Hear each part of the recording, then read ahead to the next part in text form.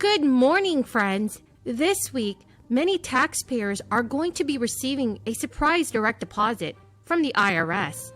Democratic lawmakers have also just decided that the enhanced child tax credit payments will continue for another year. Here's your fourth stimulus check update and daily news report. A surprise check from the government will be going out very soon to millions of Americans. That's the situation for a number of taxpayers this week who are taking to social media forums to rejoice over the news of a pending direct deposit from the Internal Revenue Service. Some of these recipients are reporting a deposit date of today. These payments are possibly related to your 2020 unemployment compensation adjustments, whereby the IRS excluded up to $10,200 from taxable calculations. Those changes, which were authorized with the American Rescue Plan Act back in March of this year, have already resulted in refunds for at least 8.7 million Americans. But the IRS all but stopped providing updates about the payments in late July. Officially, distribution of the checks was only supposed to continue through the summer. But as summer came and went, many taxpayers who had been expecting a refund were left wondering if they had been passed over. Despite the lack of official communication from the Internal Revenue Service, a blog post from the National Taxpayer Advocate in September revealed that some nearly 500,000 tax returns had been held for further review, and that the IRS was still processing them to see if they qualified for an adjustment. It's unclear if the refund checks being reported this week are related to that specific backlog or a separate batch altogether. Friends, please leave a comment below if you are also seeing a pending direct deposit from the IRS.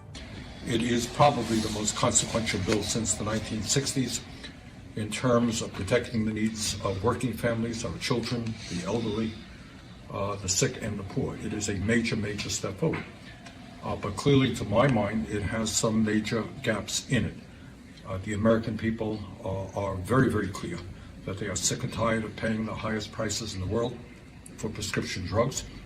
There is, to the best of my knowledge, no language in there that takes on the pharmaceutical industry, demands Medicare, negotiating prices and lowers the cost of prescription drugs in America, and that's a major problem in the bill.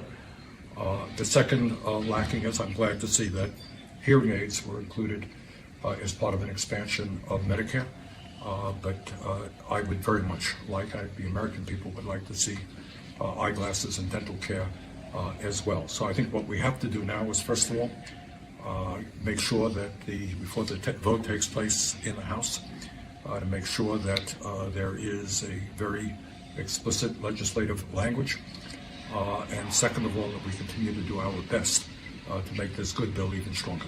Does it have your support right now, Senator Sanders? Well, I'm going to do my best to make a good bill even stronger, so I can't answer that question. Will you try to add more about Medicare? There are a number of concerns. Paid family medical leave is also a great concern.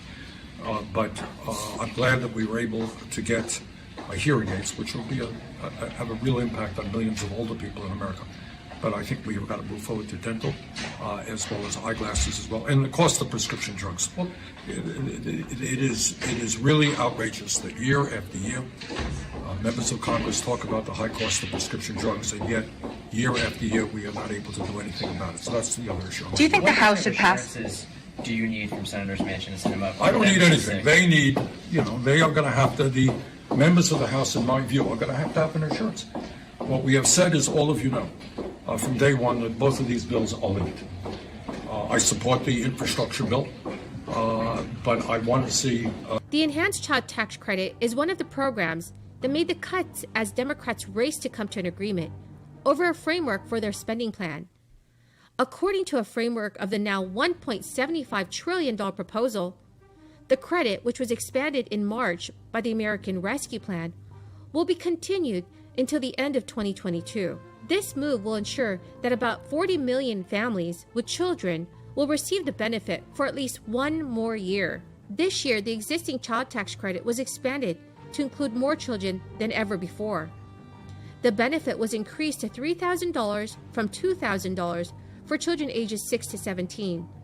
With an additional $600 bonus, most American families receive some money from the child tax credit.